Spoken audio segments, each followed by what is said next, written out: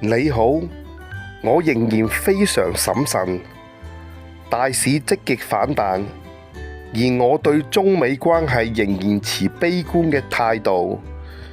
美股喺股災中跌得好急，原先預期會有好多時間俾我買貨，幸好都儲到一啲貨，但其實真係好少，包括咗微軟、輝達、QQQ， 因此美股嘅組合，大市未創新高，其實組合已經接近新高啦。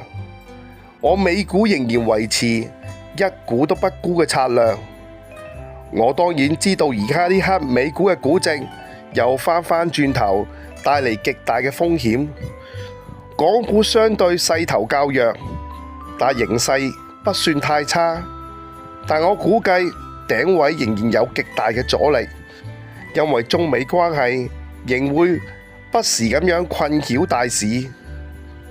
現時買貨仍然以試探性質，完全不着力。現金部位只好繼續增長，等待大市有較大嘅波動。組合偏向較保守嘅策略，等待會繼續成為主流。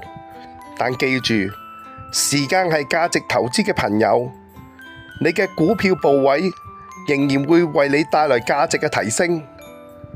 港股中其實科網龍頭嘅業績似乎唔差，而美股我仍然要多啲研究一下。